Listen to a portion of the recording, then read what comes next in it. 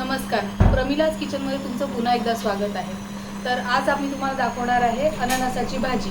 आपल्या वेगवेगळ्या प्रांतामध्ये वेगवेगळ्या पद्धतीने वेगवेगळ्या भाज्या केल्या जातात, त्याचे एक वैशिष्ट्य असतं। तर ही पायनॅपल गोजू किंवा अननसाची भाजी ही साऊथ इंडियाची फेमस आहे आणि तिथे फार सर्रास केली जाते आणि खाल्ली जाते। तर आपण बघूयात आणि एकदम टेस्टी लागते। चला तर मग रेसिपी बघूया। पायनॅपल गोजू किंवा पायनॅपलची भाजी बनवण्याकरता आपल्याला लागणार आहे कट केलेले पायनॅपल। मी हे 3 स्लाइस पायनॅपल घेतलेले आहेत। एक मोठा चमचा हरभऱ्याची डाळ, एक मोठा चमचा उडदाची डाळ, अर्धा चमचा मेथ्या, एक मोठा चमचा जिरं, गूळ आपल्या चवीनुसार आहे, आवडीनुसार, आणि धणे, 4 ते 5 लाल मिरच्या घेतल्यात, आपल्याला जसं तिखट आवडतं तसं। ह्या थोड्याशा तिखट मिरच्या आहेत आणि ओलं खोबरं किसून घेतलेलं आहे।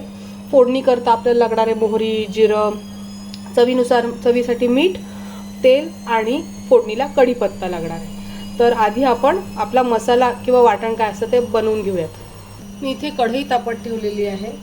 कढईमध्ये आपण थोडंसं तेल घालूयात। फार नाही घालायचं, अगदी वाटण भाजण्या इतकं घालायचं आहे। गॅस बारीक करून घेऊयात। कढई छान तापलेली असल्यामुळे त्याच्यामध्ये आपण घालणार आहोत पहिले तर चण्याची डाळ। ही व्यवस्थित भाजून घ्यायची। एखाद मिनिट भाजल्यानंतरच त्याच्यामध्ये आपण टाकणार आहोत उडदाची डाळ। ह्या डाळी व्यवस्थित भाजल्या ना तर छान लागतं वाटण, नाही तर मग ते चांगलं नाही लागत। आपल्या इथे ही पायनॅपलची भाजी फारशी केली जात नाही किंवा कोणी साधारण करत नाही, पण साऊथमध्ये ही भाजी फार फेमस आहे आणि ती ऑफन केली जाते। करून बघा, खूप छान लागते आणि बऱ्याच लोकांना पायनॅपल आवडत नाही, तर भाजी केली तर त्याची टेस्ट जरा वेगळी लागते आणि छान असते। आता मी एक अर्धा मिनटं उडदाची डाळ भाजत आल्यावरती त्यात मेथ्या घालायच्या आहेत। हे थोडं थोडं हलवत राहायचं आहे। मी गॅस बारीक केला, थोडा मोठा करते आता। ह्याच्यामध्ये आपल्याला घालायचे आहेत धणे, जिरं घालायचं आहे, आणि जिरं पण आपल्याला फार कडवट वाटत असेल, आवडत नसेल तर कमी घालायचं। तर आमच्याकडे जिरं फार खाल्लं जात नाही, तर मी कमी घालते आहे। डाळी भाजत राहू द्यायच्या आहेत आणि ह्याच्यामध्ये आपल्याला त्या लाल मिरच्या ज्या आपण काढल्या होत्या 4, त्या छान तोडून घालायच्यात, भाजायच्यात। अख्ख्या घातल्या तरी चालतात, मी अख्ख्याच घालते, नाहीतर ठसका उठतो। त्या फार नाही भाजायच्या, नाहीतर जळक्या जळक्या लागतात। आता हा मसाला छान भाजलेला आहे आणि आपण आता ह्याचं वाटण करून घेऊया। मी गॅस बंद करते। मिक्सरमध्ये काढूया आणि खोबरं घालून वाटायचं आहे। वाटण इथे थंडगार झालेलं आहे, आपण जे भाजलं ते, त्याच्यामध्ये 4 ते 5 कढीपत्ता घालते आहे आणि आपण मगाशी जे खोबरं किसून घेतलं होतं हे ओलं खोबरं आहे आणि घालते। आपल्याला जर भाजी घट्ट हवी आवडत असेल ना तर जास्त खोबरं घालायचं। आम्हाला थोडी पातळसर भाजी आवडते, त्यामुळे मी खोबरं कमी घालते। त्यात थोडंसं पाणी घालून मस्त बारीक वाटून घ्यायचं आहे। तुम्ही पाहू शकता मस्त वाटण झालेलं आहे। आता आपण फोडणीची तयारी करूयात। आता मी इथे कढईमध्ये तेल तापत ठेवलेलं आहे, मोहरी घालूयात आपण। आता या साऊथ इंडियन रेसिपीजमध्ये बऱ्यापैकी मोहरी असते, त्यामुळे घालायची व्यवस्थित। 1-1.5 चमचा तडतडली ना की जिरं घालूयात।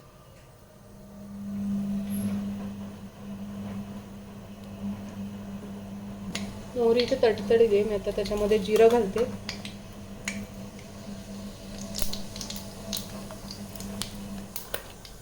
हिंग घालायचं आहे व्यवस्थित, आणि लाल मिरच्या घालूयात 2, आणि मस्तपैकी कढीपत्त्याची फोडणी द्यायची।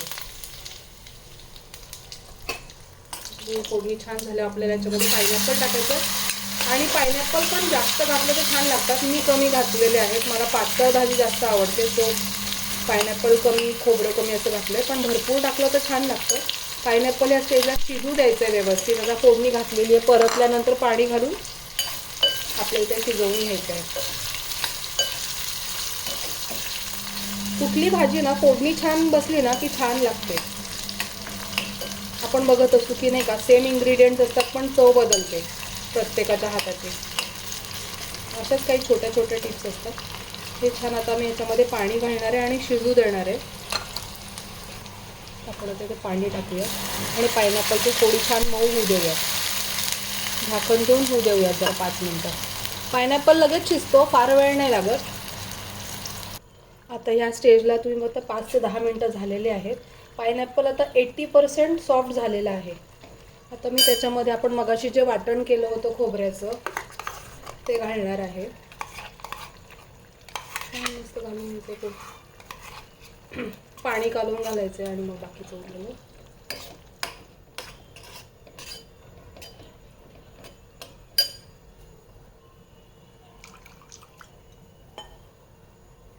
मी पाणी घातलं. या स्टेजला आपल्याला त्याच्यामध्ये गूळ घालायचा आहे. आता मी गूळ जास्त घालणार आहे, आम्हाला गोड आवडतं. आणि चव घेऊन ॲडजस्ट करायचं आहे सगळं. मीठ चवीप्रमाणे.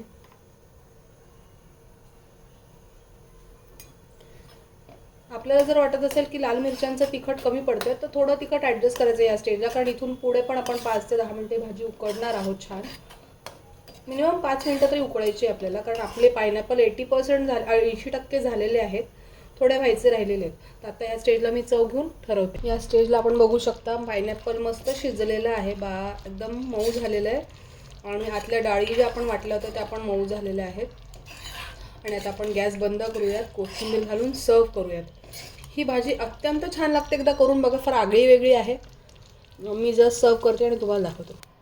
पायनॅपल गोजू एकदम आगळा वेगळा प्रकार आहे. करून बघा, घरच्यांना आवडेल. आणि मला सांगा कसं झालं कमेंट बॉक्समध्ये. थँक्यू.